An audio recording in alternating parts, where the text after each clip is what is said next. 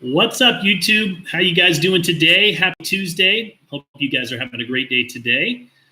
It's a newer deal for me to come over here and do a live on YouTube. I've been doing a little bit more of these on a regular basis, but wanting to reach a new audience and excited to be able to share with you guys today. You know, I want to share a story about the time that Summer and I went to Brazil and spent some time at a place called the Moore Project. And if you know what the Moore Project is, then drop a little comment into the comments over here. And if you're catching the replay, type replay. If you're catching the live, let me know where you're tuning in from. Would love to see where everyone is tuning in from today. So yesterday, I'm on a call with someone that I've been doing some coaching and mentoring for. And she's talking to me about how she has this large organization. She's in the network marketing profession, and she has this large organization, and it's growing. And a lot of people that are coming into the organization, she really doesn't know anymore. She's got some strong leaders within her organization, in her community, and so there's a lot of people that have come into the organization. And she says, Travis, I want to reach down and I want to let them know that I'm here to help and I'm here to serve. But it just seems like, you know, some of the leaders that are down inside of the community, they're just not very receptive or open. I said, okay. And I says, why does that bother you? And she says, well, I just want them to know that I have good intentions and I feel like they don't trust me. I said, interesting. And I said, you know, a lot of times in our profession, in my profession especially, people are mistrusting in general just because they've been taken advantage of. If you've been in the direct sales industry for long enough, we've all had somebody who was an upline who, you know, had good intentions and they were providing service to the community, and then they moved on. And when they moved on, they took some of those people with them. And it kind of it leaves people feeling burnt and kind of like they want to wrap their arms around their community. Quite frankly, it's why I never have an upline. And I typically work directly with companies because I just don't want anybody interfering with our team and our community. And so I understand completely, but I also understand where she was coming from. And so, you know, she said, I just want them to know, and maybe I should call and reach out to these leaders and let them know and tell them that that I mean well. And I said, you know, you can tell people that you mean well, but earning trust and earning respect takes time. And I'm going to give you an example. And I told her the story of the Moore Project. So Summer and I were blessed to travel to Rio de Janeiro a few years ago. One of the most beautiful countries in the world. We had the opportunity when we were there to stay at the Copacabana Hotel right there on the Rio de Janeiro beach. We went up to the Christ statue, overlooks the entire waterfront, the beaches behind you, and truly one of the most breathtaking places in the world. So we spent a couple of days there, and then we went to the Moore Project. Now, the Moore Project was like a service, a community that what's the right way? It's not a community. It's a, they were a humanitarian group that was affiliated with a company that I was a part of. And, this particular company was harvesting acai berries out of Brazil. And they built this $1 billion brand around these acai berries. And so they wanted to get back to Brazil and because Brazil had been so good to them. And so they started investing in the Moore Project. And the Moore Project was several schools that had been kind of inserted into the favelas of Brazil, and they provided care for these children from the ages of preschool all the way up to graduating from high school. And in many cases, these were children of people that lived in the favelas that had nothing. The favelas are run by the drug lords. They have their own, system and operation and way of doing things. And so, they would, it made it very, very difficult for, the police to even go into the favelas because they, sorry, my wife is telling me she needs me to send her a copy of my credit card. How funny is that? She's at Starbucks and she forgot her credit card. So this is a live, right? So we got to give her that information. She's been calling me and I'm like, honey, live right now. So anyways, in the favelas, they have their own, legal system. The police don't go in there. If you need medicine, you go see the drug lords. If you need, if you get in trouble, you go see the drug lords.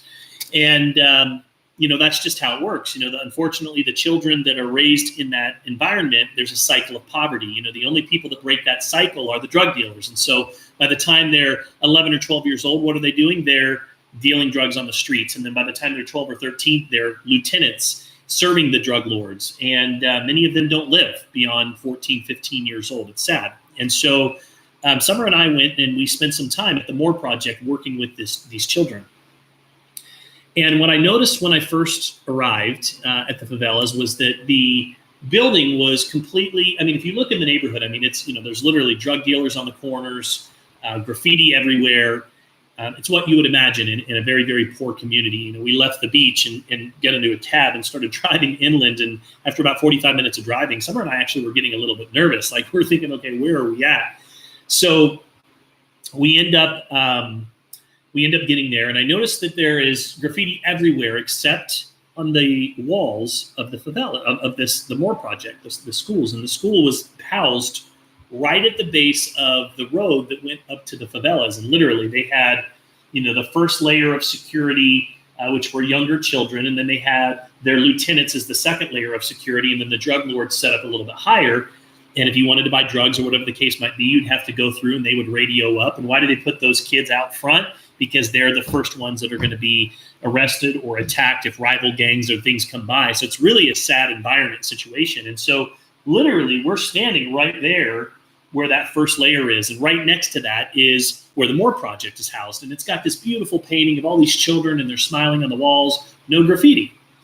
And I noticed that everything else is tagged up. And so, I thought that was interesting. And so after being there for a little bit, I go and I talk to the person who started the Moore Project. And I said, listen, tell me, how is there no graffiti here? And he says, well, everyone knows that if they tag this building that they have to deal with the drug lords. We have a good relationship with the drug lords. And I says, well, how is that? He says, well, it didn't happen overnight.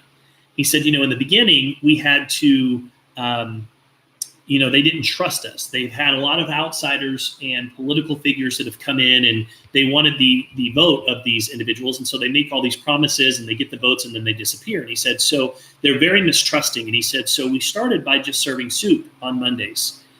And at first, the first night we came and we set up our tables and we had food and, all of the things that we wanted to be able to serve. And what happened is nobody came. They were all watching us, but nobody would come. Nobody would eat our food. And so, we came the next Monday, same thing. Nobody came and ate the food. And we had this big pot of soup.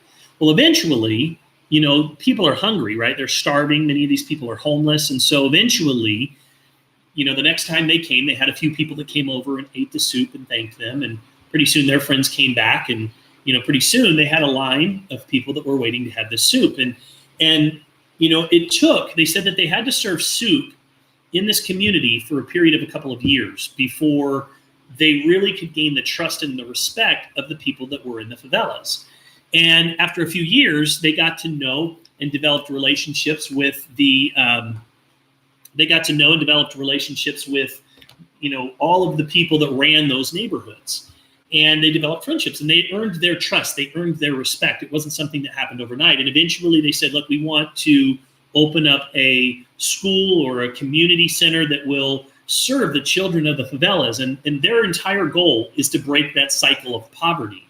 And so eventually they opened up that building and it kept growing and growing and growing. And they were under the protection of these drug lords in the favelas, which is kind of sounds crazy, but there they are doing good and they recognize that.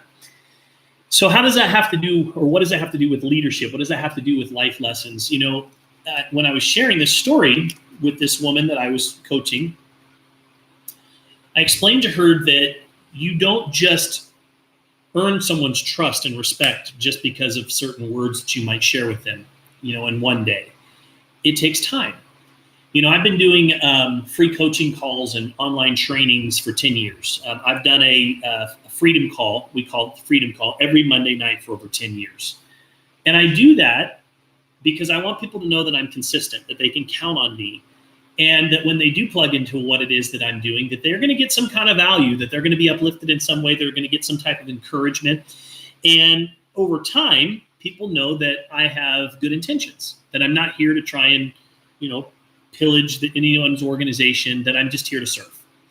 And I explained to her that if she wants to gain the trust and respect of people that are way down in her organization, especially within the communities of new leaders that have come into her organization that she doesn't know, she needs to start by serving soup every single day. And it really comes back to consistency, you guys. It comes back to consistency because, there are these foundational pillars that as a leader that we all have to subscribe to and be consistent with, just like serving soup on a regular basis, if you want to expand your influence, if you want to gain the trust and respect of the people that you lead. And I think that the first would be trust and honesty. To be persuasive, we must be believable. And to be believable, we have to be credible. And to be credible, we have to be truthful. It's trust 101. You do what you say you're going to do, and you never deviate from that standard. And this is what I would call being in integrity. And you have to rank in a 10 in this category. You can be the most talented, knowledgeable, skilled person in the world, but if you lack integrity and character and truthfulness, if people feel that they can't trust you, then your business is going to implode from the inside out. So if your motives aren't pure, then your people will leave you. And I would say the same goes for ego. The moment that you think that it's all about you, then you've already lost. In the end, it's that character that matters. Leadership always descends from great character. And then you have to have confidence. Do people believe that you can do what you say you can do? Do you have the confidence in yourself? If you don't believe in yourself, then why wouldn't anyone else believe in you? Are you the person that can take people from where they are to where it is that they want to go? Trying to teach leadership without first building confidence, it's like building a house on a foundation of sand. You might have, a fresh, nice coat of paint, but the foundation is always going to be shaky at best. So you got to focus on confidence. Another one is you've got to be able to create the dream, the vision. A leader has to have a crystal clear vision of the future, and then they have to be able to work themselves backwards from it. You are the dream merchant. You've got to take ownership of the people that you lead, even if it's only yourself. You see, a serial leader, they're successful in planting these seeds of success in their team and then leading them to achieve their goals. And then finally, I would just say you have to be able to offer support and encouragement. You got to be able to offer support and encouragement on a regular basis. A great leader, they're less concerned about their own success because they know that by helping others, it's going to allow them to be able to achieve more, right? It was William Ward who said, "Flatter me, and I may not believe you. Criticize me, and I may not like you. Ignore me, and I may not forgive you. Encourage me, and I will not forget you. Love me, and I may be forced to love you too." Encourage, praise, and recognize. EPR, 3 of the most important initials. And then I think respect is also up there. You've got to respect. First of all, you've got to respect those that you lead. And then, if you think about it, respect is a very human need. We all feel that need, and some of us struggle to get it. So it's important to learn how to earn the respect at your workplace, from your peers, even from your home, from your friends. And it all comes back to it starts with respecting yourself. Because if you have self-esteem issues, it's hard for others to respect you. You got to always treat yourself with respect. Don't let anybody walk all over you. You got to be your own best friend, and you've got to develop confidence, and you've got to look the world in the eyes. And when you treat yourself with respect, you project an image of respectability. I'd also say that all of the people that I respect, all of those well-respected leaders, they've got strong values. They stand for their principles no matter what happens. And I think that we should take a deep look within us, and we need to really think about what are our values. And when our conscience tells us something is against our values and our principles, we've got to stand up firm, and we've got to do the right thing, even when it's not easy. You guys picking up what I'm putting down? I would also say that you have to learn to control your emotions. It's hard to respect people that fly off the wall all the time. It's important to get a grip on your emotions. If somebody is leading, leadership, you do need to be passionate, and it is emotional, but you need to be able to control your emotions and furnace those emotions into positive motivation and activity. People that let their emotions dictate them all the time are the type of people that when they don't feel like working, they just, I don't feel like doing anything today, so I'm not going to do it. If you're always constantly allowing your emotions to dictate your activity, then you're never going to go anywhere. So you got to learn to control your emotions. You've got to learn to honor your commitments. It's another huge one. A key element of earning respect is to honor your commitments. Always keep your word and be honest and deliver what you promised. Anybody who cannot be depended upon and will find it, they're going to find it really, really difficult to get the respect of others. And I would also tell you that if you want the respect and admiration of your peers, you've got to strive for excellence. Always be the best that you can be. When you deliver 100%, others are going to look up to you and they're going to respect you because of it. And I'm not just talking about work. I'm talking about at home. It's important to try and be the best role that you can play for your family. It will work wonders for your self-respect and getting others to respect you. So those are some tips and some things. It all comes back to, again, on the streets of Brazil, you've got a couple of people that started by serving soup, and that eventually gained the trust and respect of the locals, which eventually gained the respect of the people that ran the community, which allowed them to be able to go in and make a difference. And if you want to make a difference, you got to start by serving soup. That's where it all begins. So anyways, thanks so much for listening in today. If you got some value out of today, then appreciate it if you click like and comment, share what stood out the most to you today, and click the follow link so that you'll be notified of future lives that I do. And with that, you guys have an outstanding Tuesday. Look forward to seeing you guys again soon. Take it easy.